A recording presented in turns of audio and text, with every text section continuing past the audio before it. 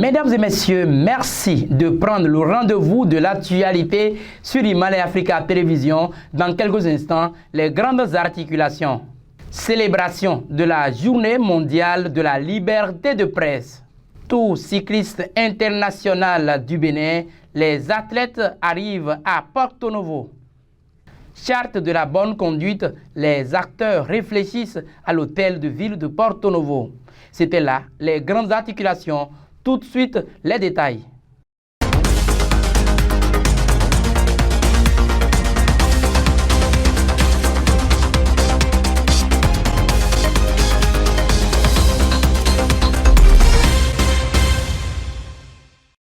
Mesdames et messieurs, merci à tous et à toutes de nous avoir préférés pour vous informer. Célébration de la Journée mondiale de la liberté de presse, c'était ce 3 mai. Dans le monde entier, quelques journalistes et acteurs des médias apprécient.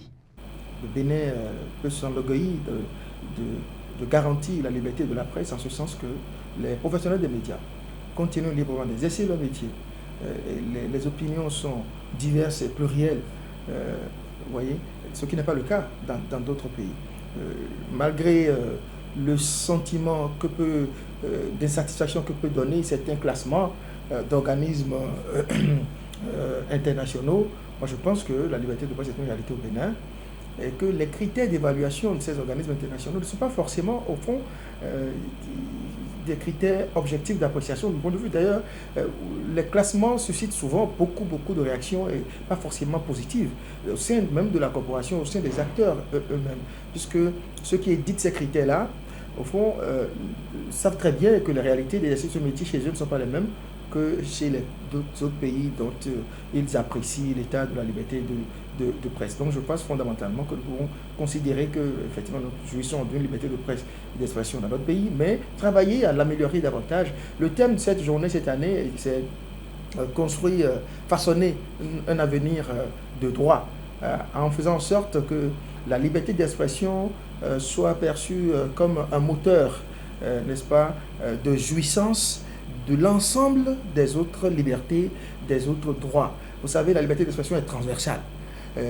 C'est à travers la liberté d'expression que l'on peut jouir des autres droits de l'humanité, enfin que l'humanité confère, n'est-ce pas, à chaque sujet, à chaque être humain. Vous comprenez? Donc, je crois que c'est une quête permanente. Il faut davantage travailler. Là où ça existe, il faut travailler à la consolider, à la pérenniser, à la sauvegarder. Là où elle connaît des difficultés, il faut également travailler à lever les éventuels goulots d'étranglement, les éventuelles entraves à la jouissance de cette liberté de presse. Je voudrais tout de même, puisque j'ai parfois le sentiment quand j'écoute certains acteurs que c'est une fête, c'est loin d'être une fête pour moi. Néanmoins, je souhaite quand même beaucoup de courage à l'ensemble des professionnels des médias, à tous ceux qui exercent dans les médias. Et la liberté de presse et d'expression, ce n'est pas que, ça ne concerne pas que les médias, ça ne concerne pas que la presse, ça concerne tout citoyen, ça concerne tout le monde. Alors il faut que chacun se sente interpellé. Déjà dire que quand on fait une année civile, normalement on est content. Maintenant, si par rapport à la Journée internationale de la liberté de presse, Dieu a permis que de 2022 à 2023, que nous soyons encore là à exercer la profession, on ne peut qu'être content et satisfait. Et même si quelque part on peut dire que les conditions ne sont pas les meilleures pour l'exercice de la profession dans notre pays.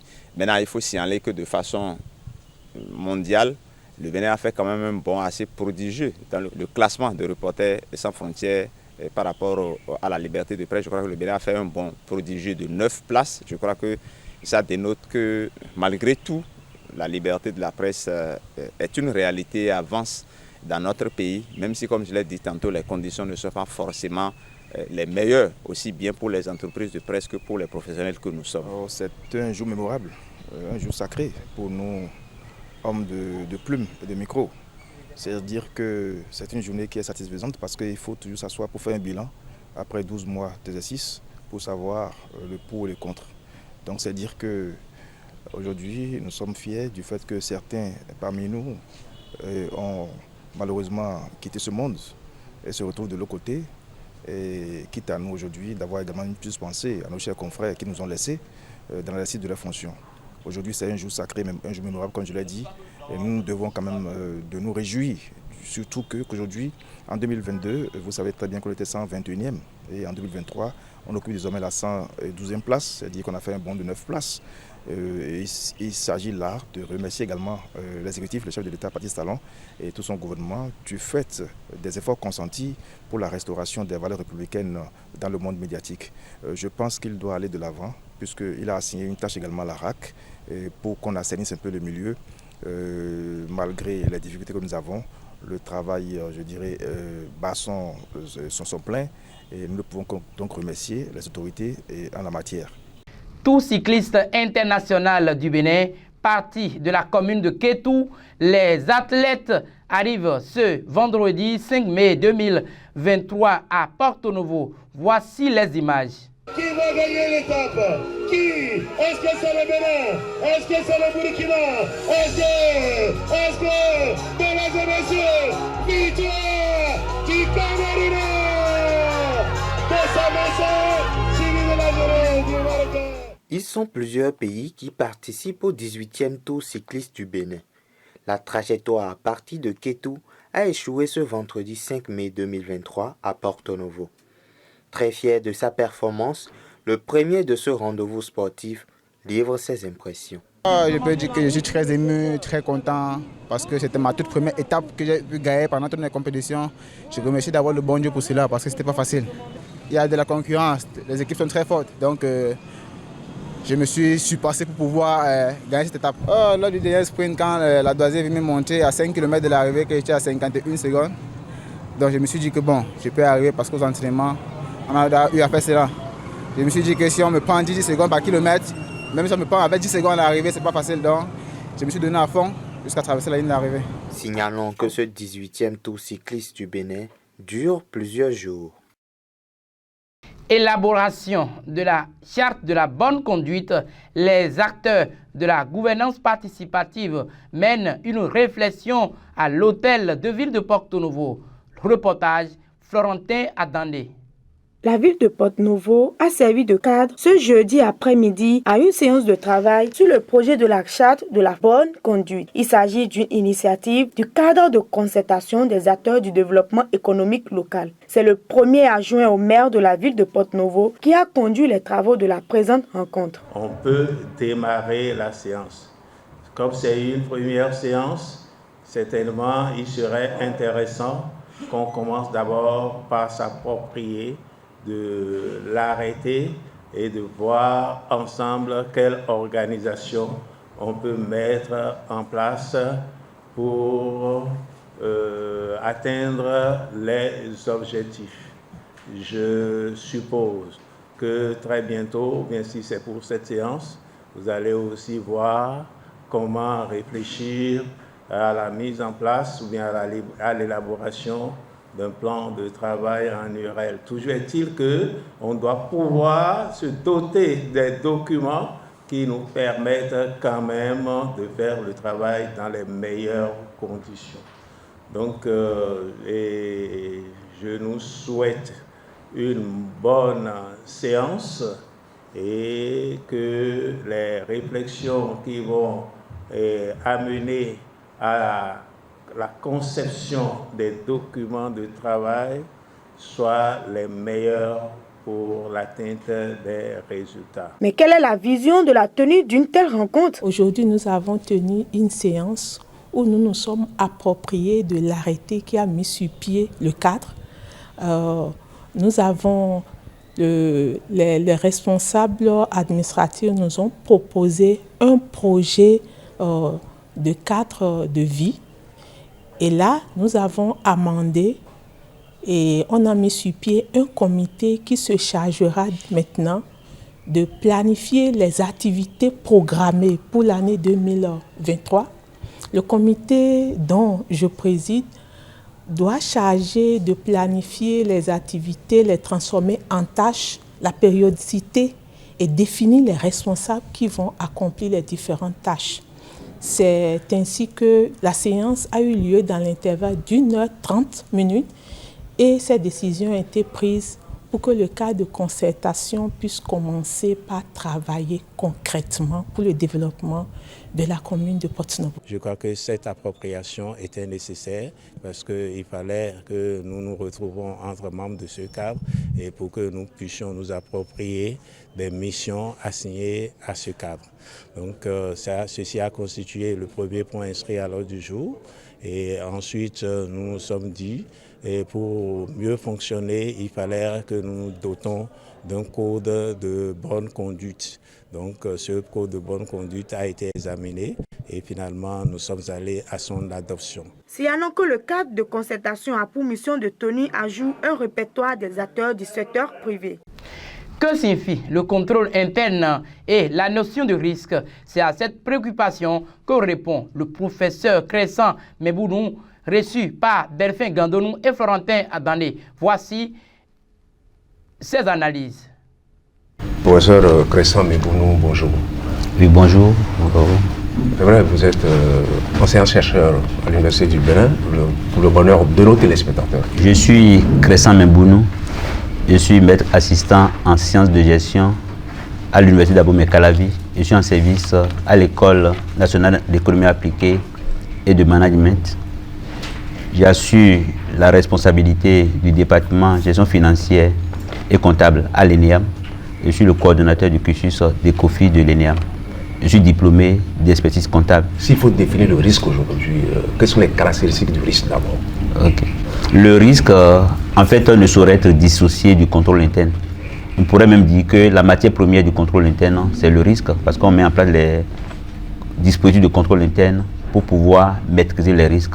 Je voudrais rappeler d'abord que l'expression ou le groupe de mots contrôle interne vient en fait d'une traduction du mot internal control de l'anglais. Si on devait le traduire de façon réelle, on ne parlerait pas de contrôle interne, parce que parlant de contrôle, beaucoup pensent à la vérification, mais plutôt de la maîtrise interne. Le contrôle est mis ici dans le sens de la maîtrise interne. Donc ça permet d'assurer la maîtrise des risques dans l'entité. Alors, le mot risque, qui est un mot courant que nous cohabitons tous les jours, que nous utilisons, que nous avons dans nos usages, ce mot signifie simplement un événement ou des événements aléatoires qui sont susceptibles de nous empêcher d'atteindre un objectif. Donc un risque, c'est tout élément, tout événement qui empêche une entité d'atteindre un objectif. Autrement dit, c'est parce que nos entités, nos entreprises ne définissent pas d'abord à la base le profil des risques auxquels elles sont confrontées, qui explique peut-être la faillite ou peut-être les cas de fraude, en tout cas de crimes financiers. Oui, bien entendu, tous ces risques-là sont des situations qui sont capables de plomber ou de compromettre totalement la continuité d'exploitation d'une entité. D'où il incombe à tout dirigeant, dans sa première mission, de pouvoir identifier correctement les risques spécifiques de son entité afin de pouvoir imaginer ou concevoir les mécanismes appropriés, pertinents, pour pouvoir soit éliminer les risques, soit éviter les risques, soit réduire les risques en termes d'occurrence ou en termes de conséquences sur les objectifs de l'entité. Vous voulez dire qu'il y a une stratégie d'identification, sinon des stratégies d'identification des risques, c'est ça? Bien sûr, il y a des stratégies d'identification des risques. Et à ce niveau, on peut classifier les risques en deux catégories. Nous avons les risques internes à l'entité et les risques externes à l'entité. Les risques internes à l'entité peuvent être vraiment identifiés à partir d'un diagnostic SWOT, où on va pouvoir identifier les forces et les faiblesses de l'entité et peut-être les opportunités et les menaces de l'environnement. Mais quand on rentre dans le volet opportunités-menaces de l'environnement, nous sommes déjà sur le volet risque externe de l'entité. Et pour le risque externe de l'entité, il y a des outils élémentaires qu'on peut utiliser, comme l'analyse PESTEL qui peut être utilisée, P qui est utilisé pour la politique, E économique, S socio-culturel, T technologie et E écologie, environnement et L environnement légal. Donc par rapport à chaque dimension ainsi évoquée, on peut analyser les risques. À titre illustratif, quand je prends le risque politique pour une entité qui veut s'installer dans un environnement donné, il est important d'évaluer la stabilité politique du pays, l'organisation régulière des élections, les protestations populaires, les possibilités de guerre civile. On a le cas actuel du Soudan qui peut être cité en exemple. Quand je prends le risque technologique, aujourd'hui c'est un risque présent dans toutes les entités parce que nous sommes dans un environnement en mutation. Nous avons commencé par quitter le mode traditionnel de gestion basé sur la documentation sur les papiers pour se retrouver aujourd'hui dans un environnement de plus en plus dématérialisé. Et il n'est pas sans savoir que cette transition entraîne des risques en matière, et sur le système informatique même de l'entité. Il y a les risques de piratage qui existent, les risques de disparition de documents sur la base des virus. Il y a les risques même liés aux réseaux sociaux, parce que si on prend le cas récent des États-Unis, une information classée secrète pour une entité qui se retrouve dans les mains de quelqu'un peut tout de suite se retrouver sur les réseaux sociaux. Et lorsque ça va sur les réseaux sociaux, en une fraction de seconde, l'information peut faire tout le tour du monde. Donc il serait difficile de rattraper. Donc les entités doivent mettre en place les sécurités nécessaires pour protéger leurs données. L'entité est créée, l'entreprise est créée, nous avons ciblé ou sinon défini tous les contours de risque auxquels nous sommes confrontés ou nous serons confrontés. En quoi c'est pertinent, sinon utile aujourd'hui, d'instituer un contrôle interne? Il est intéressant d'instituer un contrôle interne dans les entités parce que le contrôle interne permet d'abord à l'entité de pouvoir maîtriser son risque. Parce que le risque, on a dit que c'est un événement aléatoire, mais si on laisse le risque survenir, le risque peut compromettre complètement la destinée de l'entité. Le risque peut mettre en péril la pérennité de l'entité, sa continuité d'exploitation.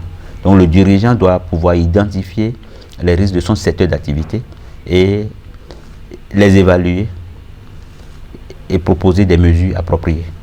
Merci à tous et à toutes de nous avoir suivis. C'était Himalaya Africa Télévision, la chaîne qui vous accompagne dans vos ambitions et dans vos rêves. À bientôt.